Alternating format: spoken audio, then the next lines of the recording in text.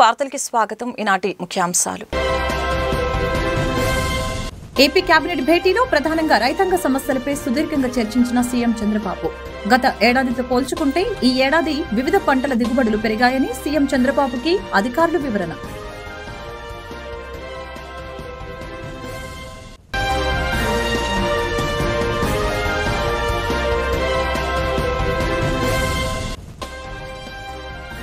విశాఖ ఉక్కు కార్మికులు చేస్తున్న సమ్మెకి మద్దతు ప్రకటించిన సిపిఐ రాష్ట్ర కార్యదర్శి కె రామకృష్ణ.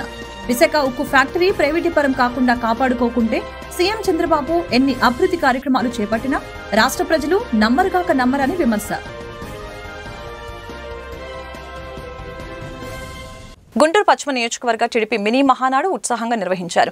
జిల్లా తెలుగుదేశం పార్టీ కార్యాలయంలో నిర్వహించిన కార్యక్రమంలో ఎమ్మెల్యే గల్లా మాధవి, మేయర్ కోవెలమూడి రవీంద్ర, ఇతర నేతలు, కార్యకర్తలు పాల్గొన్నారు. రాష్ట్రంలో వెలుగులు నింపే విధంగా ఎన్డీఏ కూటమి ప్రభుత్వం ఏర్పాటు చేయడం జరిగిందని ఈ సందర్భంగా నేతలు తెలియజేశారు.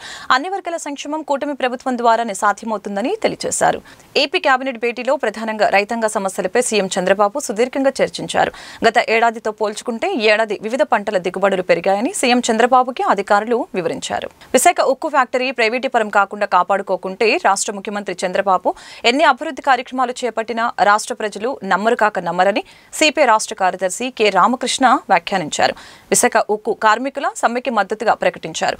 విశాఖ ఉక్కు కార్మికులు సుదీర్ఘ ఆందోళన తర్వాత సమ్మెలోకి వెళ్లే పరిస్థితి అటు కేంద్ర ప్రభుత్వం ఇటు రాష్ట్ర ప్రభుత్వం కల్పిస్తుందని అన్నారు. విశాఖ స్టీల్ ప్లాంట్ కి ప్యాకేజీ ఇచ్చామని, కేంద్ర ప్రభుత్వం సాధించామని రాష్ట్ర ప్రభుత్వం ఎన్నో గొప్పలు చెప్పుకుంటున్నారని ఎద్దేవా చేశారు.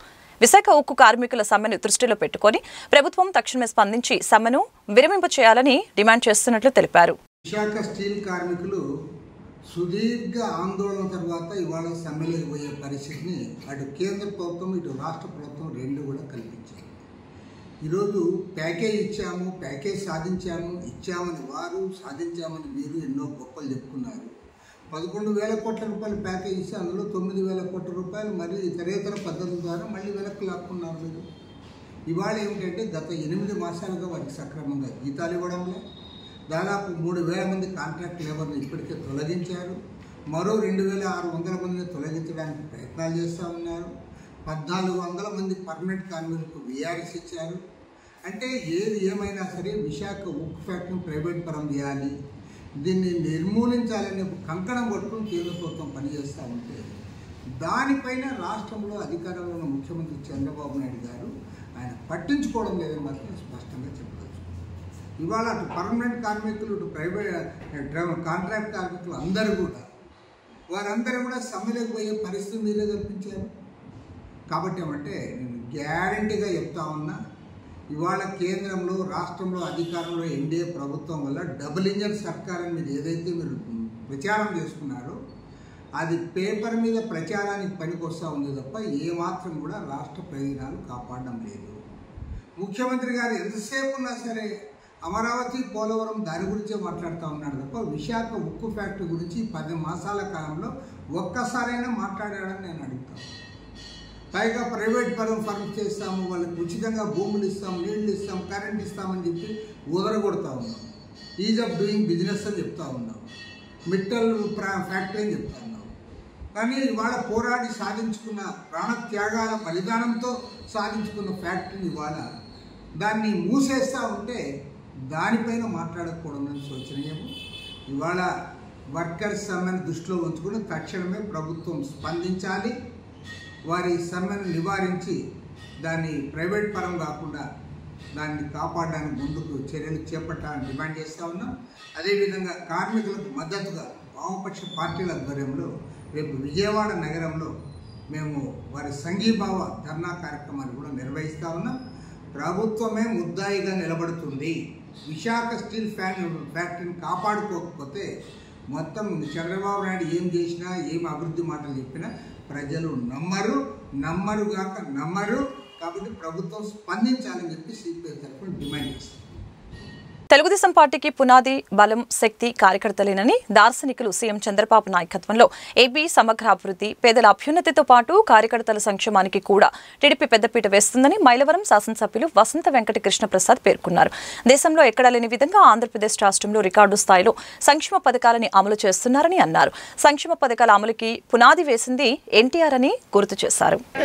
2014 నుంచి 19 దాకా విభజింపబడిన ఆంధ్రప్రదేశ్ ని చంద్రబాబు నాయుడు గారు అభివృద్ధి పదంలో ముందుకు తీసుకెళ్తే ఒక్క అవకాశం అంటూ వచ్చిన జగన్మోహన్ రెడ్డి గారు వచ్చిన రోజు నుంచి తెలుగుదేశం పార్టీ అధికారంలోకి వస్తే చంద్రబాబు నాయుడు గారు చేసే పని, లోకేష్ బాబు గారు చేసే పని ఏంటంటే పరిశ్రమలు రావాలి, ఉద్యోగ అవకాశాలు కల్పించాలి, ఎక్కువ కేంద్ర ప్రభుత్వ నిధులు ఏమి తీసుకొచ్చి మన పథకాలు ఇక్కడ అమలు చేయగలుగుతాం, ఆంధ్ర రాష్ట్రాన్ని ఏ రకంగా అభివృద్ధి చేసుకోగలుగుతాం, అనంతపురానికి ఏ పరిశ్రమ తెస్తాం, లేకపోతే చిత్తూరుకి ఏ పరిశ్రమ తెస్తాం, విజయనగరానికి ఏం తెస్తాం, వైజాగ్ ఏం తెస్తాం అనే ఆలోచన సాగే పార్టీ తెలుగుదేశం పార్టీ అయితే జగన్మోహన్ రెడ్డి గారు అధికారంలోకి రావడానికి ముందు ఒక్క అవకాశం ఉందని బయట అడిగి లోపల గదిలో కూర్చొని ప్లాన్ చేసేది ఏంటంటే నేను అధికారంలోకి వస్తే ఏ రకంగా దోచుకోవాలి.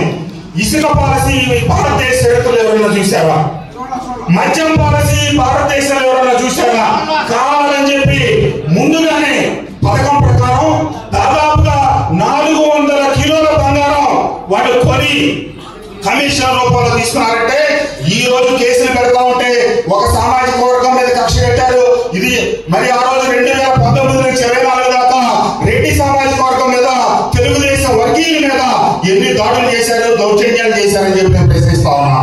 ఈ రోజున జగన్మోహన్ రెడ్డి గారు ఈ రాష్ట్రంలో ఉన్నటువంటి 5 కోట్ల ప్రజానీకానికి సాయంత్రానికి మద్యం తాగే ప్రతి వ్యక్తికి, భర్త మద్యం తాగితే ఇంట్లో బాధలు పడే ప్రతి భార్యకి 2019 నుంచి 24 దాకా ఈ రాష్ట్రంలో ఏ రకమైన మద్యం అమ్మారు, గతంలో చరిత్రలో ఎప్పుడైనా బ్రాండ్ ఎవరైనా చూశారా, ఏ రేట్లకు అమ్మారు, తాగి ఎంతమంది మరణించారు, దానివల్ల ప్రజలకి ఎంత అనారోగ్యం పాలయ్యారు, కానీ తర్వాత తద్వారా ఎన్ని 100 కోట్లు 1000 కోట్లు సంపాదించారని చెప్పి ఈ రోజు సిట్ విచారణ జరుపుతుంటే అందరికీ తెలిసిన నగ్న సత్యం.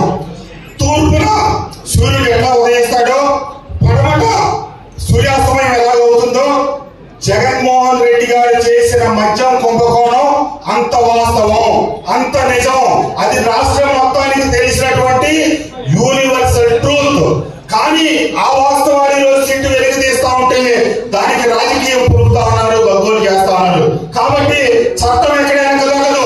చంద్రబాబు నాయుడు గారు, ఆనాడు ఎన్టీ రామారావు గారు, ఈనాడు చంద్రబాబు నాయుడు గారు, రేపు రాబోయే మన నాయకుడు లోకేష్ బాబు కూడా ఈ రోజు ఇట్లాంటి ఆక్రమణలు వల్లమైన వంశీ కావచ్చు, బోరుగడ్డ అనిల్ కావచ్చు, ఇంకొకటి కావచ్చు, ఖచ్చితంగా లోకేష్ బాబు అంటే తాతగారి లక్షణాలు, తండ్రి లక్షణాలు, రాయలసీమలో పుట్టిన రాయలసీమ బిడ్డ పులి బిడ్డలాగా తనకున్న పౌరుషం.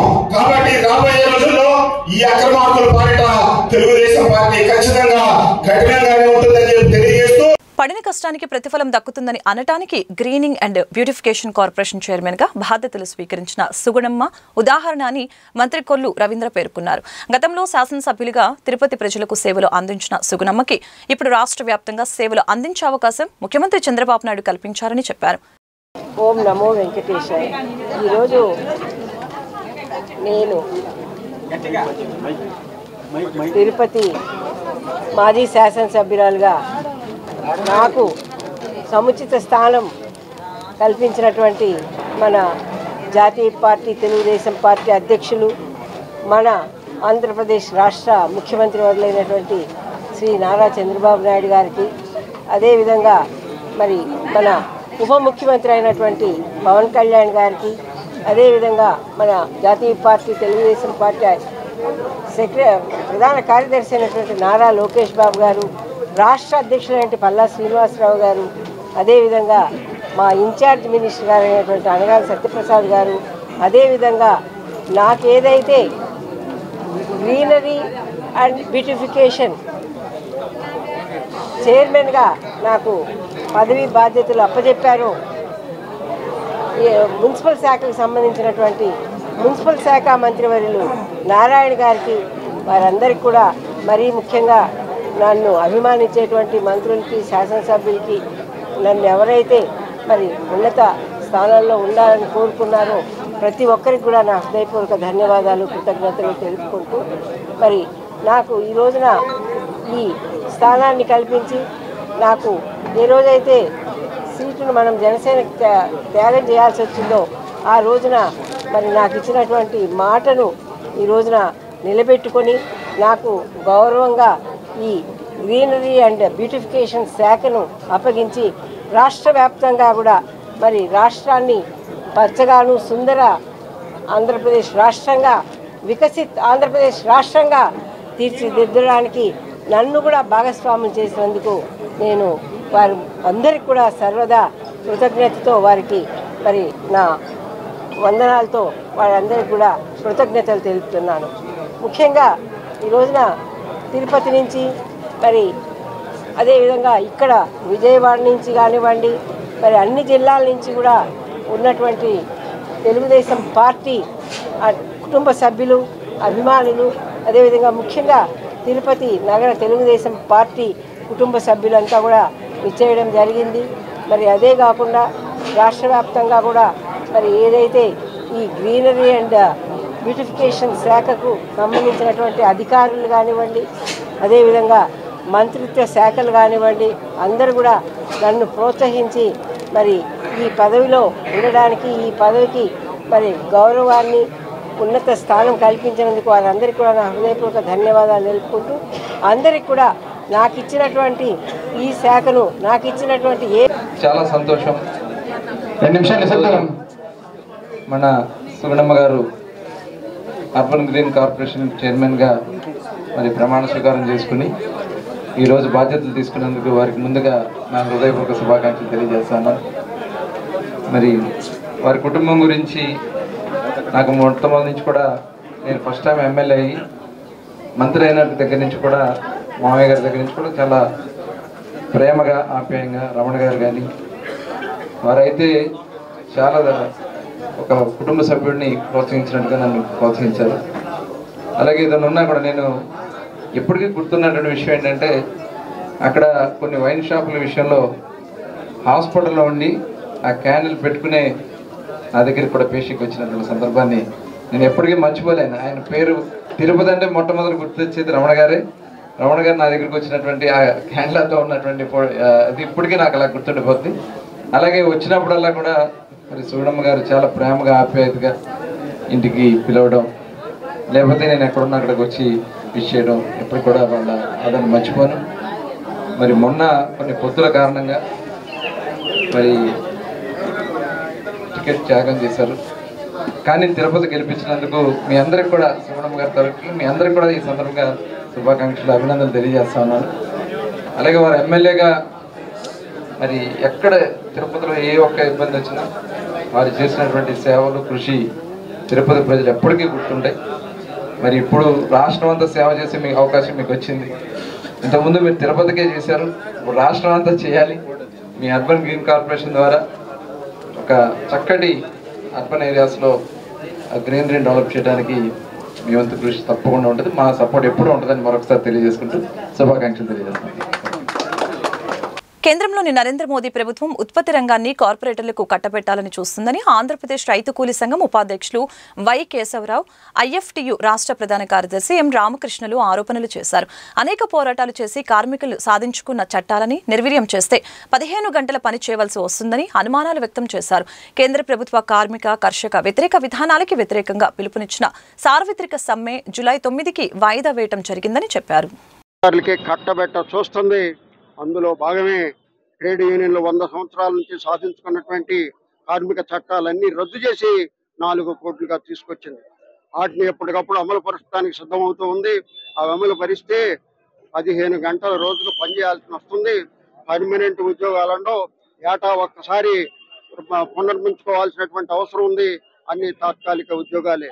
సమ్మె చేసే హక్కు ఉండదు, సంఘం పెట్టుకునే హక్కు ఉండదు, హక్కులన్నీ కాలరాయబడతాయి. అట్లాగే వ్యవసాయ రంగంలో సాధించుకున్నటువంటి మద్దతు ధరల చట్టం ఉండదు, ఉపాధి హామీ చట్టం ఉండదు, పనికాహార పథకం ఉండదు, ఈ రకంగా ఆహార భద్రతా చట్టం ఉండదు. ఇవేమీ ఉండవు. కార్పొరేట్ కంపెనీలకి వీటన్నిటిని ఉపజెప్పడానికి 4 ఏళ్ల నాడు 13 మాసాలు పోరాడి సాధించుకున్నటువంటి చట్టాలని తిరిగి మళ్ళా మరొక రూపంలో తీసుకొస్తుంది.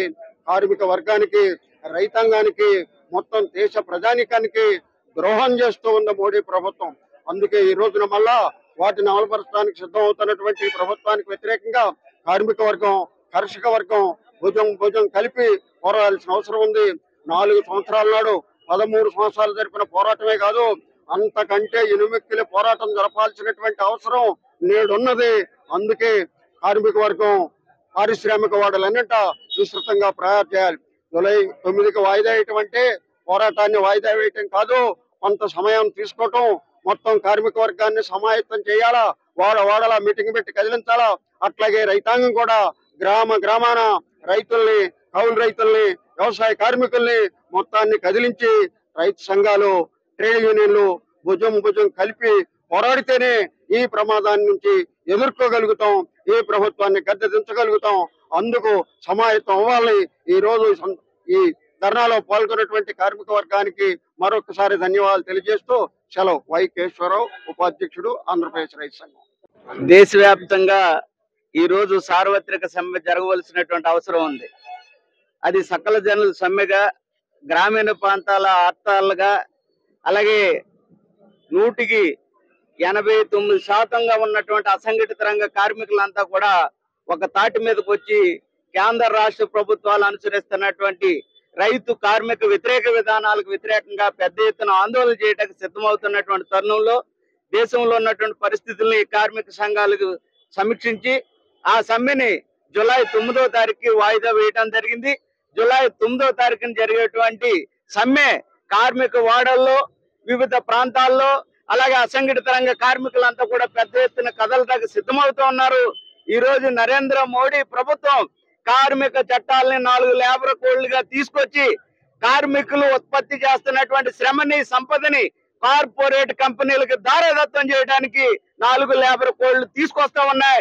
ఈ 4 లేబర్ కోడ్లని రద్దు చేయాలని చెప్పేసి అని ఇప్పటికే ప్రభుత్వాలు ఆందోళన చేస్తా ఉన్నాయి. జూలై 1, 2020 తారీఖు నుంచి అమలు చేస్తామని చెప్పినటువంటి మోడీ ప్రభుత్వం ఈ రోజు కార్మిక వర్గం ఏదైతే పోరాటం చేస్తుందో ఆ పోరాట ఫలితంగా వెనకడు వేస్తా ఉంది. అలాగే రైతాంగం చేసినటువంటి ఉద్యమం ఫలితంగా 4 చట్టాలను రద్దు చేసుకోవాల్సినటువంటి పరిస్థితి వచ్చింది. అయినా కానీ దొడ్డిదారిన మరొకసారి కార్పొరేట్ బహుళజాతి కంపెనీలకి ఒప్పందం చేసుకుంటూ, అమెరికాతో కూడా ఒప్పందం చేసుకుంటూ, మరో WTOలో ఎలాగైతే ఒప్పందం చేసుకున్నారో ఆహార ఉత్పత్తులను ఈ రోజు దిగుమతి చేసుకోవడానికి ప్రయత్నం చేస్తుంది. అందుకని ఈ సమ్మెలో కార్మిక వర్గం అంతా కూడా పెద్ద ఎత్తున ఆందోళన చేయాలని, రేపు జరగబోయేటువంటి సమ్మెని జయప్రదం చేయాలని చెప్పేసి అని విజ్ఞప్తి చేస్తున్న IFTU రాష్ట్ర ప్రధాన కార్యదర్శి M. రామకృష్ణ. దేశవ్యాప్తంగా యాదవులు సమాజంలో వెనుకబాటుతనంతో ఇబ్బందులు పడుతున్నారని అఖిల భారత యాదవ మహాసభ అధ్యక్షులు మహేష్ యాదవ్ పేర్కొన్నారు. యాదవులకి ప్రత్యేక ప్రోత్సాహకాలు అందించి ప్రభుత్వాలు ఆదుకోవాలని ఆయన విజ్ఞప్తి చేశారు. ఇందిరాగాంధీ టైంలో రద్దు చేసిన అహిరా రెజిమెంట్ ని పునరుద్ధరించాలని కేంద్ర ప్రభుత్వాన్ని డిమాండ్ చేశారు.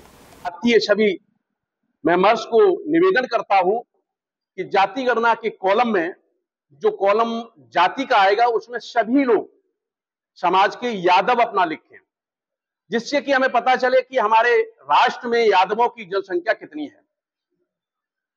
यादव समाज, हमारा संगठन का उद्देश्य गरीब लड़कियां जिनका परिवार असहाय है, शादी नहीं कर सकते, हमारा संगठन ऐसी लड़कियों को चिन्हित करता है जिले वाइज में।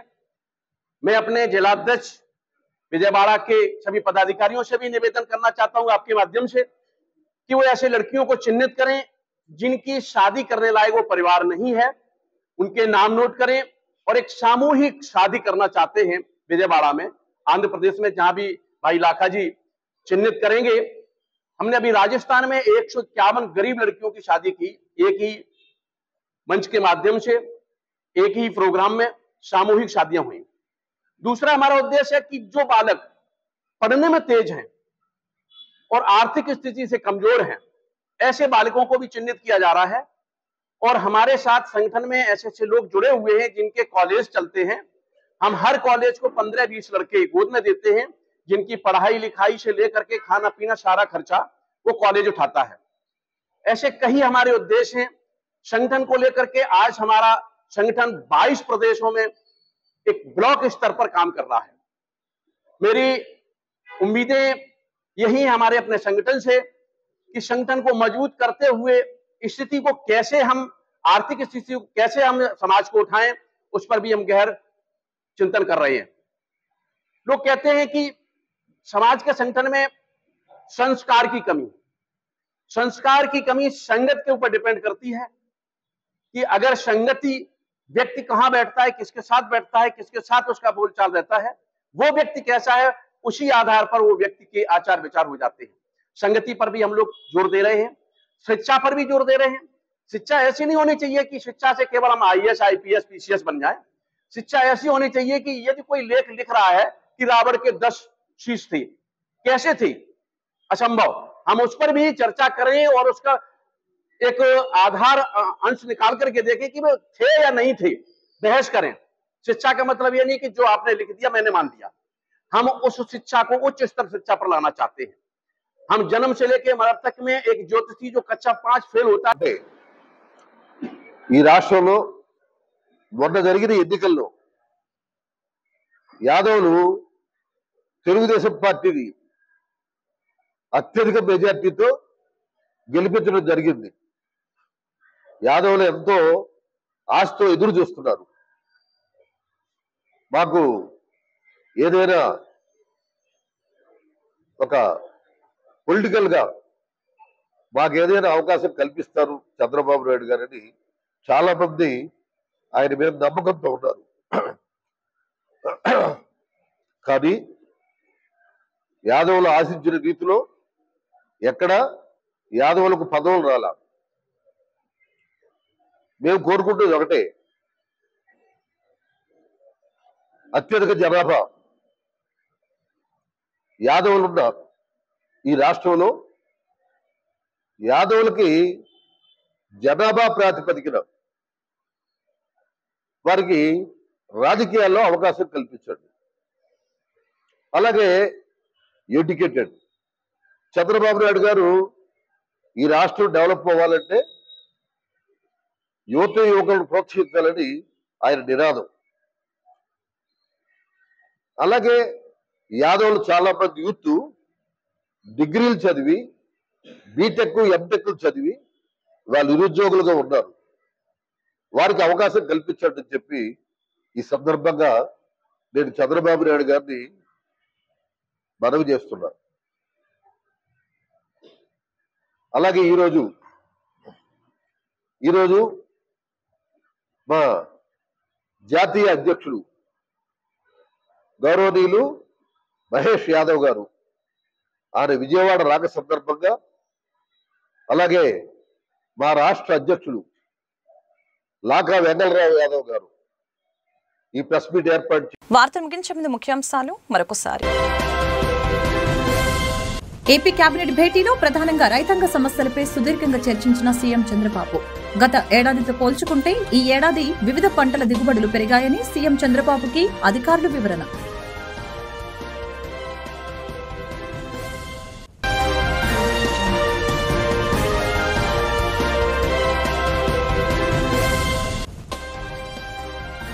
విశాఖ ఉక్కు కార్మికులు చేస్తున్న సమ్మెకి మద్దతు ప్రకటించిన సిపిఐ రాష్ట్ర కార్యదర్శి కె రామకృష్ణ. విశాఖ ఉక్కు ఫ్యాక్టరీ ప్రైవేటీపరం కాకుండా కాపాడుకోకుంటే సీఎం చంద్రబాబు ఎన్ని అభివృద్ధి కార్యక్రమాలు చేపట్టినా రాష్ట్ర ప్రజలు నమ్మరుగాక నమ్మరని విమర్శ.